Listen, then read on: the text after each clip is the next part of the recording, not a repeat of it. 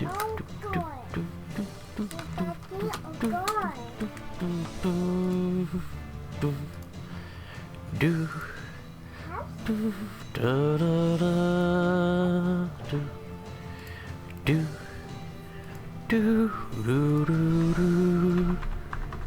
I don't even have Discord open.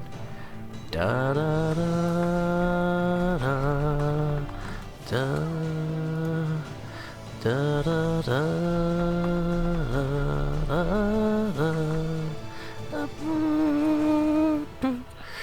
Okay, welcome, lads and ladies, to Divinity: The Forgotten Child. That's right, Larian Studios did make games other than Divinity: Original Sin, where they really hit their stride. And Dragon Commander is something like a hit, with a little bit of an S in front of it.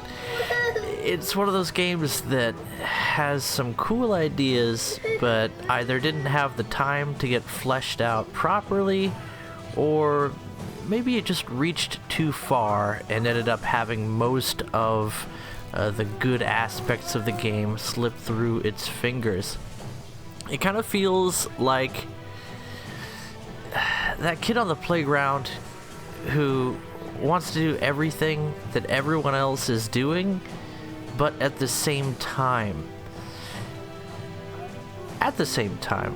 this game does fare well in terms of aesthetic. It looks good, and the relationship that you have with your home base and the people there really works well as well. It almost feels like a Bethesda game with how you can interact with people at your home base, which is an airship.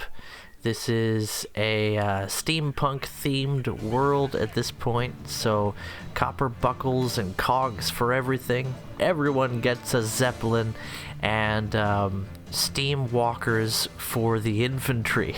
You may have noticed the big fat dragon with a jetpack there, so that is it's clearly a thing. Let me just continue from my old save here so that I can do more than just a quick save. It's taking a little bit longer to load than normal. This is actually installed on a solid state drive, so it should go fairly quickly, but it could be because of the fact that I'm running all this other stuff in the background. So let me just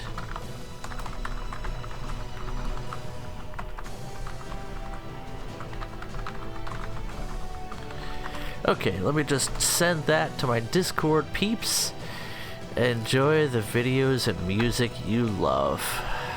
Discord, you suck at linking YouTube stuff. Anyway, are we still loading? This is new. This is new. I wonder if the game is actually crashing. That would be such an adventure. Oh, there we go. Okay, we're home. So, also, another thing, there's just little issues with this game. Like, why does escape not bring up the main menu at this point? It really should. There's the menu. Escape, nothing. I mean, come on. Every game brings up the main menu with escape from, you know, some kind of home screen. So that's just one of those things that should have been implemented into the game, and there's actually a few of those.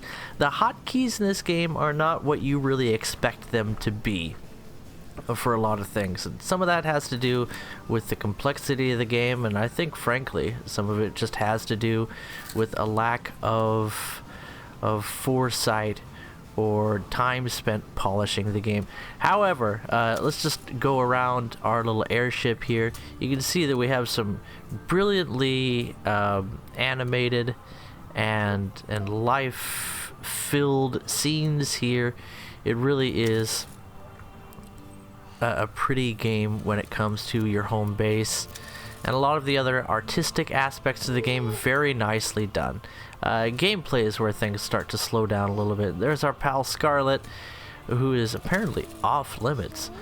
But you can see there's quite a bit of character to the home base. But I need to save this game because I haven't given it a proper save. Let's go new save, and we'll just call it that. And I'm sure I'll remember what that means. Now, we want to go back to the main menu so we can start a new game. One of many new games that I've started in this story campaign. And you can choose from 3 different dragons. I like the mountain dragon because you can use...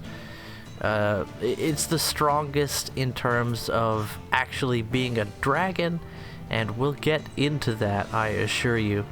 Other dragons, the saber is meant to be balanced, so it's sort of the Mario of the situation, with a mix between usefulness in direct combat and troop support. It also starts off with hunters researched, which are a good unit for the beginning of the game. It's meant to be easier for beginners. Mountain Dragon is meant to be one where you spend more time in dragon form and less time commanding your troops from the overview, and we'll get into that. It's why this game had great ambitions but kind of falls short, especially in terms of polish. I feel like if there was just a little bit more time spent working out the kinks, and especially if it was easier to multitask in this game, that would really make this game work well. But I'm sure we'll get into that when we get into gameplay. The Zephyr Dragon is at the other end of the spectrum, focused mostly on benefiting your own troops. This is a dragon type that you would use to back up your units more than being active on the front line, and it seems like it would work better in a higher difficulty setting, and that's my first recommendation for this game. Play on easy. I played on normal for quite a while, and it's just not rewarding. You don't feel like you're really accomplishing a lot as much as you just struggle, and it turns this game into more of a meat grinder than you want it to be. So we'll just name our dragon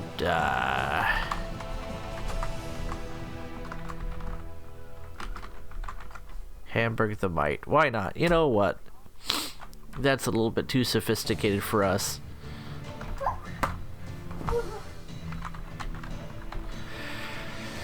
Ha! What should we name ourselves? There we go. Taco Truck Dan. Perfect. Our abilities are basically to do well in combat. There's a beautiful artistic style to this game. Again, A+ for art direction. It really saves this game a lot, and the story feels fun, and I'm gonna skip it because I encourage you to enjoy the story of this game for yourself. You start every day with an update from the Rivellon Times, which reading the headlines, I love it. It's so much like what I'm used to seeing for headlines on internet articles. Welcome, noble dragon. And here is our wizened mage mentor, who may or may not turn on us. I don't know. But he actually walks off there, and we're stuck with our first general, who has no respect for us until we go and win a battle. So why don't we do that? Going around our ship, you can see a little exclamation point for areas of interest. In the bar, we have our other general, who is very stuck up and also not at all confident in our abilities. You'd wonder why they joined us at all. And then we have our little gremlin, what would we call him, scientist, mechanic. And again, the art direction, fantastic in this game. The characterization, very good. You start to get a feel for these characters, and they're pleasant. They're very pleasant. So we can talk to him or just click on this machine to do some research. We spend research points that we gain slowly over time based on the territories we control, and we start off with 20 points, which, looking at our rate of gain at 1 per day right now, is a significant cachet of research. I would recommend the Shaman and the hunter. These are two units that are going to help you out quite a bit, and again, because we're playing on easy difficulty, they're not super important anyway. But if we go into the advanced tab, there's also armor. This is sort of the tank of the game, so we're going to go ahead and scoop that up as well for our final research. These are all basic units, and there are also upgrades available for them, but unlocking more powerful units, I would say, is a higher priority than the upgrades, because upgrades are not nearly as much of a game changer as, say, bringing a tank to an infantry fight. So, with that all out of the way, let's go into the strategy map and start actually playing the game. This is the second third part of the gameplay. What do I mean by that, second third? Well, this is a turn-based tactical strategy map, meaning that this is a turn-based tactical game, right? Or a 4X. Yeah, it's a very simple 4X that plays nicely into the overall game. This aspect of the game, I'd say, is fairly well done. The first third of the game, a character-driven RPG, well done. As a role-playing game, this works. You do feel like the Dragon Commander, and again, interacting with the people in your faction really does feel both interesting and rewarding, and each of the characters is very well done. If the game was only this, it would be a solid 8 out of 10. Unfortunately, they tried to do something else as well. They sort of made this a real-time strategy Command and Conquer style, where you also can be a dragon. And it sounds like a fantastic idea, and I think it could be done well. And I'll get into how to fix it right away, because I can't pause battles, and I can't think while I'm talking. So let's just do a little bit of making things happen real quick on the world map here, and then I'll get into what I'm actually talking about. So we got 2 there, so we'll move one of you guys over there, and we'll move the rest of you, we'll move 2 of you over there. Yes, baby. And we will buy units. What do we want to buy? We want to buy... Yeah, baby. Let's see. Can these Grenadiers move 1? Hunters can move 2. Armor can move 2. So let's try how many. We can buy 2 hunters or 2 armor. And then any troopers? Perfect. We'll buy a couple of armor and a couple of troopers. And that'll fill out our first turn. We're going to take this neutral territory for free over here with our 1 trooper. We're sending that way. And we're going to attack this hostile territory with its 2 troopers, with our own 2 troopers, which will procure a battle for us. So we end our turn. The enemy takes their turn. We'll go ahead and skip through that. Come on, let's skip through that. And a battle. Now we go to battle and the shitstorm begins. So Taco Truck Dan will be leading our forces. You can also choose from your available generals or have the army fight on its own. You can only lead 1 battle per turn, as you can't be 2 places at once. You can see we're actually outnumbered 3-2 on our beginning troopers. That should be fine.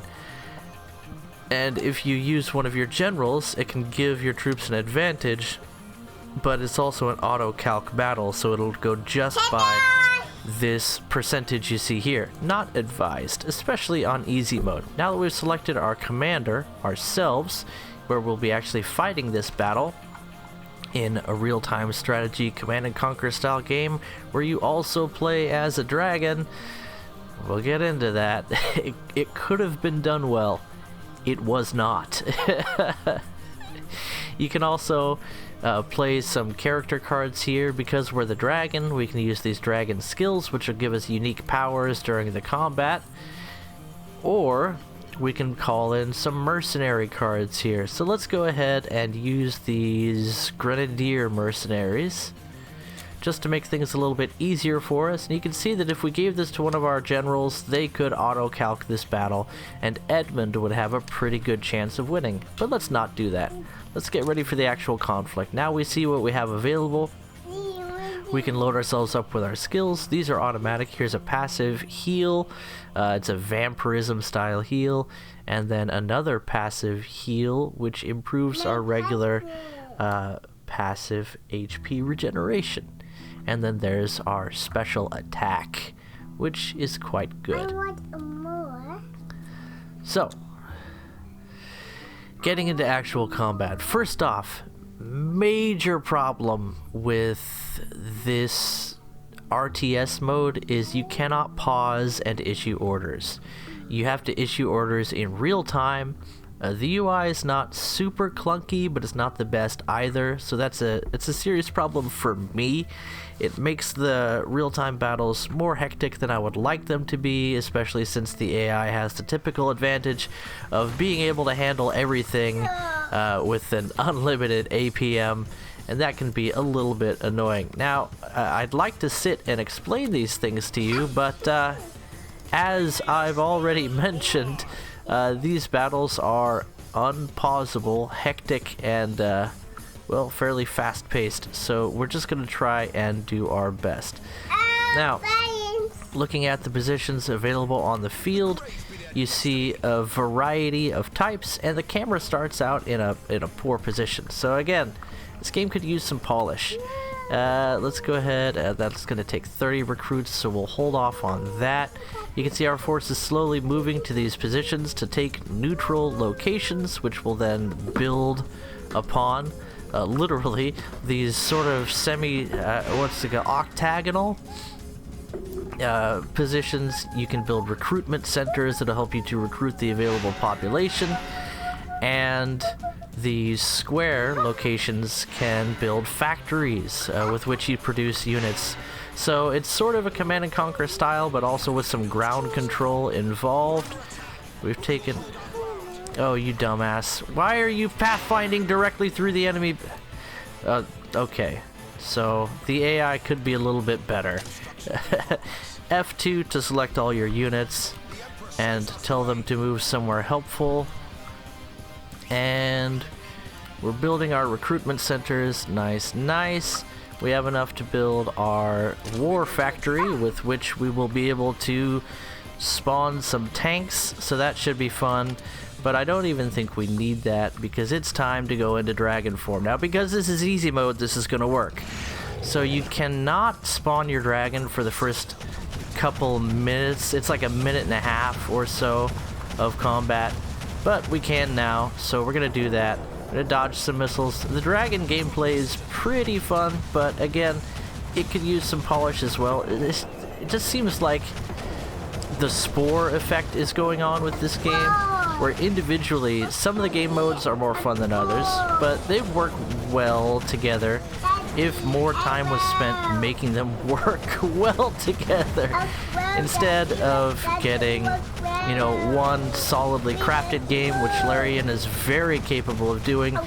You get a creative game that just does a few things well and a few things very poorly, which really poisons the overall experience. But killing enemy units as a dragon, satisfying as always. And excuse me, we're getting a bit of a lag here now. I don't get video lag or frame rate loss when I'm just playing, but when I'm playing, live streaming, and also have Discord open, then that starts to lag things a bit. And if we were not playing on easy mode, we'd have to do a whole lot more than what we're doing right now. We haven't built any troops. We've just gone with what we started out with, and we went into the enemy base as a dragon and destroyed everything. Now, this is your first combat, so it should be pretty easy. One thing that this game also fails at is tutorials. The only form of tutorial you have is pop-up messages, which I've turned off for the sake of my mental health. And they're not all that useful either, because they tell you some things, but they don't show you anything. And I learn a lot better by actually doing things than by reading a single pop-up window that says something like, "You can build troops, you should do that." Anyway, we've destroyed all the enemy's main units, and the game doesn't waste any time giving you that sweet victory screen after you've wiped out the enemy's ability to fight back. So that's, you know, some of the aspects, a lot of the aspects of this game work really well, but what you can't really see in that first battle is just how clunky the UI can be and how little control you can have, especially when you're in dragon form. When the enemy has an advantage over you, things tend to snowball quickly, especially since it's difficult to control everything all at once. And we'll just skip through our dear mentor's speech. It looks like we have a battle facing us. That's why the strategy map is red, so he talked at us, but we also have some fighting to do. And what else was I gonna say? Right! One thing that could really make this game work a lot better is to have more advanced AI options. In other words, to make it more like a MOBA than an RTS when you're in your real-time battles. So you could queue up production and just say, keep building this, keep building that, and then rally at this location, and then you could just command everyone to charge, and you could have maps be designed as a series of bases rather than sort of a spread out experience. And you could say, you know, capture this, capture that, and just make it much simpler to control production and orders for your troops. Now, you can order around your troops in dragon form, but you do not have control over production, so you get in these cycles of being in the fun and exciting dragon mode that can take up a lot of your attention. You saw me dodging dragon-seeking missiles there, and also attacking. Those are things that take up a lot of your attention, and if you don't do those things, you're really missing out on a lot of what this game has to offer. At the same time, you're not able to build units and manage your logistics while in dragon mode, and that just kills the experience. It'd be a lot nicer if you just had a few hotkeys to control all of your logistics. If you could set building on automatic and say, I want you to automatically build this type of structure and produce this type of units at a certain priority, you know, leave me enough points to respawn as a dragon, or don't, and then you could focus more on being a dragon. So a few AI systems to just simplify and streamline the RTS elements to make it, again, more like a MOBA, where you would just give a few hot commands to your units and then spend most of your time in dragon form. That would really make it work. Or if you wanted to really simplify dragon form, that could also make it work, but I think it would kill the heart of this game. So because we're playing on easy, you're not really going to see the issues with this game quite so much, and that's why I recommend playing on easy mode, so you can just spend more time being a dragon, and then you can enjoy these lovely characters. They really are each distinct and a lot of fun. They're entertaining, they're challenging. It's hard not to hate, what is this lady here? Yeah, she is an extreme female chauvinist, and we don't enjoy that, compared with Scarlet over here, who's just a whole lot of fun and a little bit shallow as well.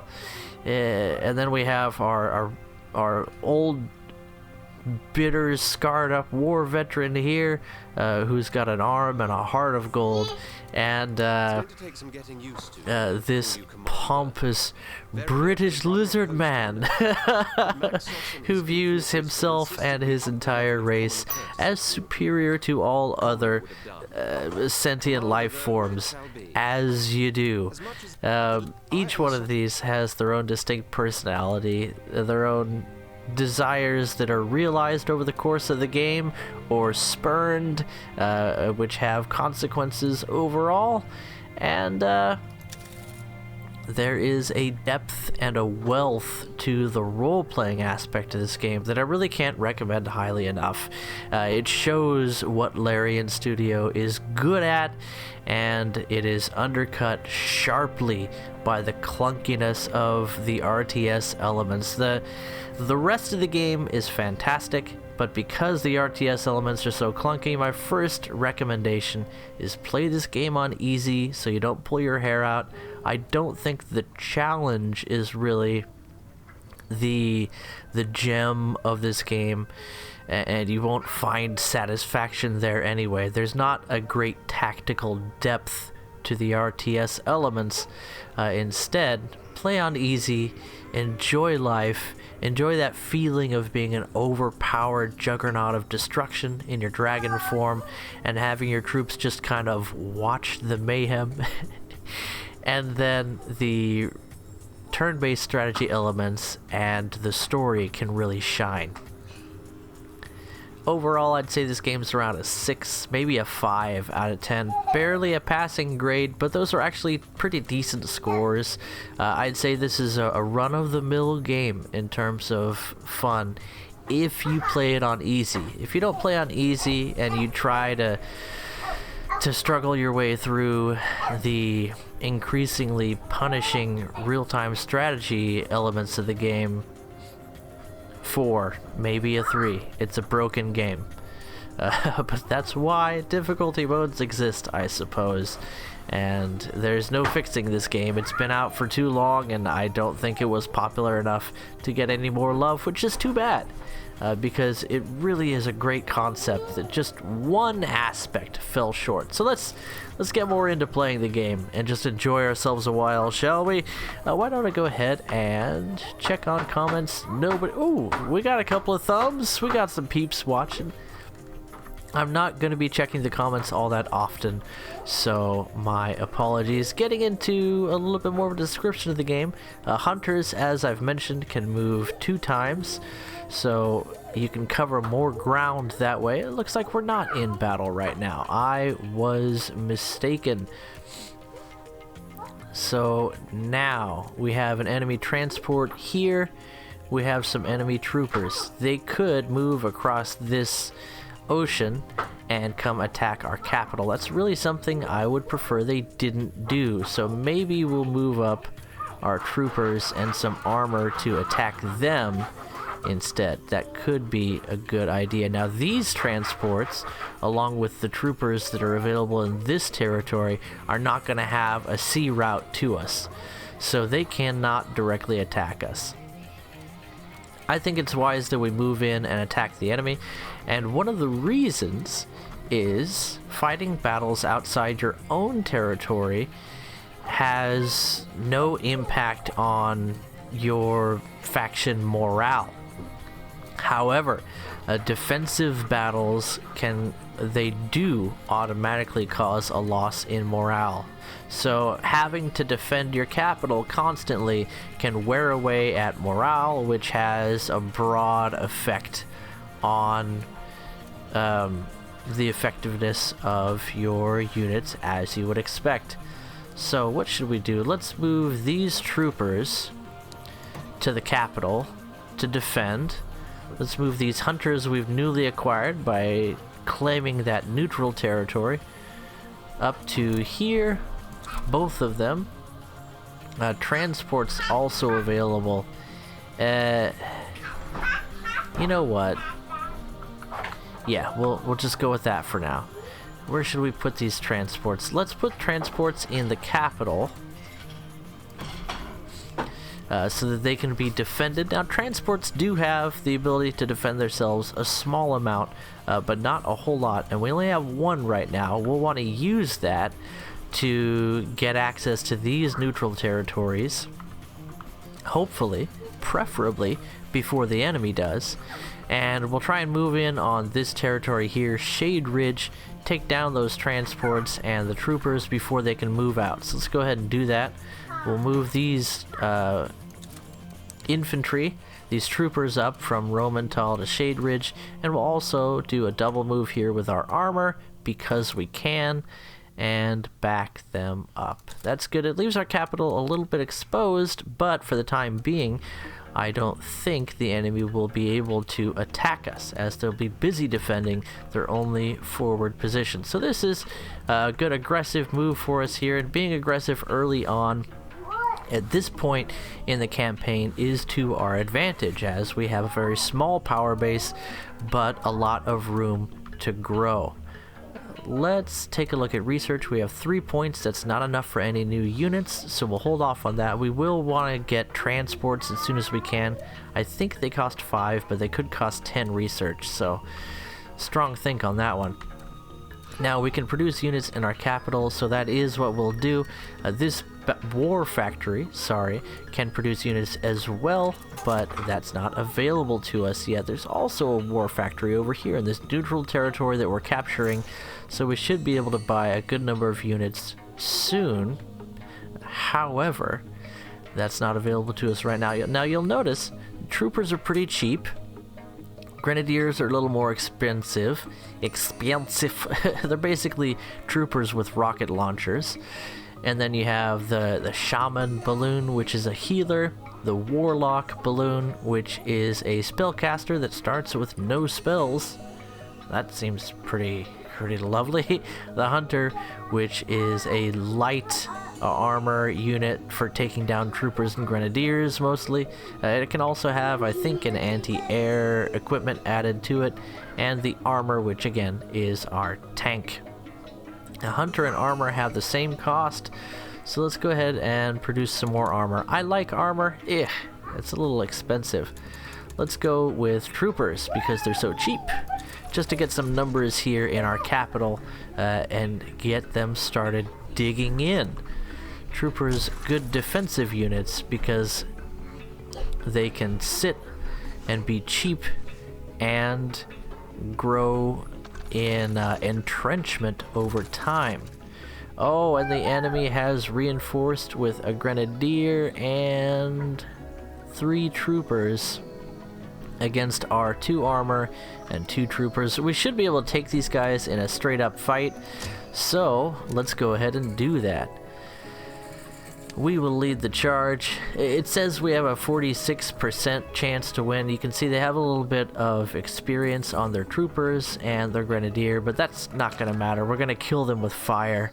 So, will we use any of our cards? Nah. I think we can take them. It is on easy mode. So, we'll just go ahead and start the battle. If we want to be a little bit boring about things, I could have used some abilities, but they're, for the most part, these ability cards are useful, but they're really not all that exciting. Now, again, it's time to conquer territory, and I'm digging this white background where I can't see anything, so that is called sarcasm. What's that? A port? We don't need that. It's not important. See what I did there? Anyway, another thing, the AI is a lot more passive on easy difficulty, which I greatly appreciate. If this was on normal difficulty, all these enemies would be rushing toward us because they outnumber us. So they would have a serious advantage. This is a pretty small map, and we should be able to conquer territory fairly effectively here. So let's just go ahead and get some recruitment going. How long before we can be a dragon? 9 more seconds. That's just fine by me. Still moving up over there. Do we want to build a war factory? let's not even bother. So again, we could build these factories and build units, and you know what? Let's just kill everything as a dragon. And being overpowered feels so nice.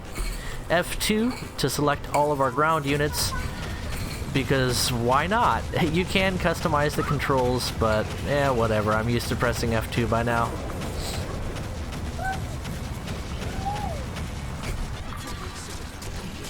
Alright, we are taking some damage from the ground here, but because we have a vampirism style healing ability, as long as we keep dealing damage, we can soak a lot of the enemy's attacks here. So we'll just go ahead and do that. Oh, I say that, and then the ground-based AA really starts. These AA turrets can eat up big chunks of your health real fast if you let them. Oh, that dodge failed. That one didn't. So right-click to dodge missiles and hold a direction to dodge in that direction. If you don't physically dodge the missile, it will hit you. And their tracking is fairly good, so you need to try. Let's take down this enemy mech lance. Enemy is advancing, and we want to keep them from doing that. We haven't given an attack order to our units, so we just did that real quick by looking at where we want them to advance and pressing Q to give them the attack move order. And both of my inner foot muscles are cramping as I sit on my feet, and the pain is excruciating, but I don't want to adjust myself yet. Oh, that is, actually kind of, I don't know, like, you ever get just enough pain that it kind of feels nice? That's this game. But it's also my feet right now. Let me just adjust my sitting position. Oh, ow. Oh, so if you like the pain, this cramped playstyle is not bad. Why am I trying to find so many nice things to say about this game? I got it for $4 on goodoldgames.com. GOG.com. Fantastic place to pick up games with no DRM shenanigans, and made by the people that made the Witcher series of game. Yeah, Wash.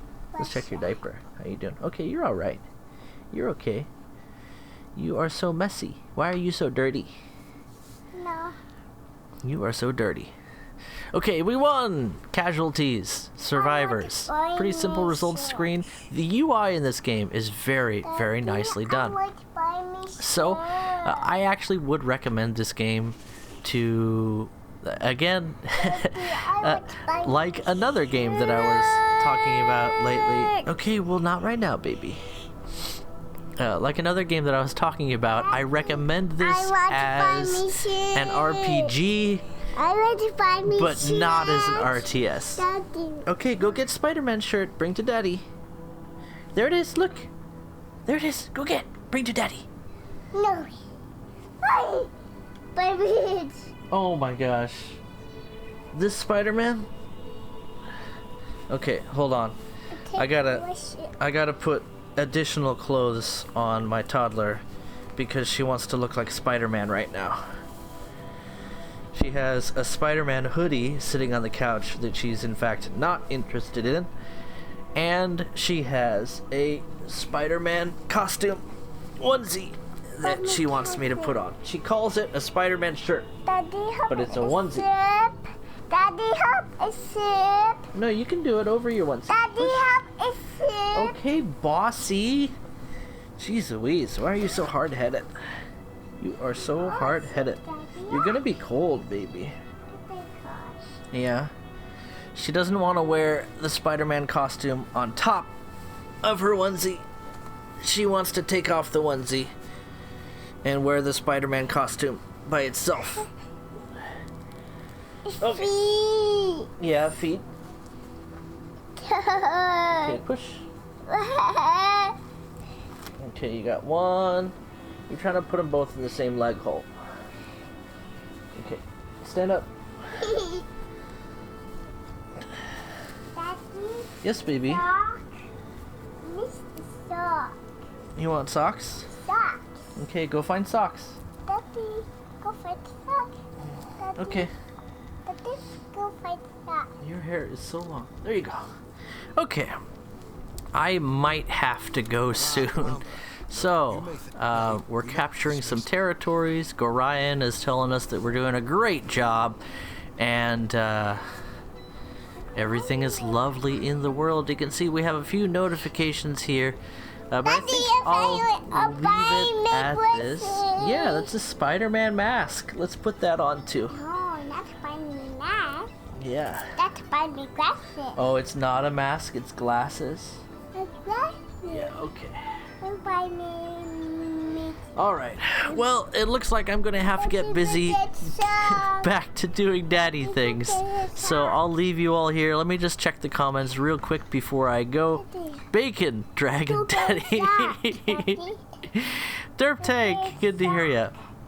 And Yusuf Haya, hello. Okay. Daddy up, Spider-Man glasses. Okay, ready, Guppy? Say bye-bye. Bye-bye. Say bye-bye, everybody. Bye-bye, everybody. Say bye-bye, Bacon. Bye-bye, Biggie. Say bye-bye, Yosef. Bye-bye, Yosef. Say bye-bye, Derpy. Bye-bye, Dobby. Okay, we gotta go. This toddler's getting a little bit more demanding, so I need to get back to my day job. Catch you guys in the next video.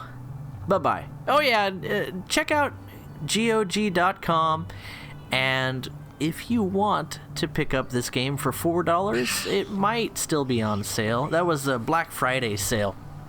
So I don't know if that's still going on, but GOG has fantastic sales all the time, and I cannot recommend them enough as a games platform. Okay, Bacon, bye-bye, and to all the others, bye-bye. Wings? Yeah, you have Spider-Man wings. What's Spider-Man do? Spider-Man jump? Spider-Man swing? Spider-Man kick the bad guy. Kick, kick, kick, kick. Mommy kick foot. Yeah, Spider-Man kick foot. Mommy, I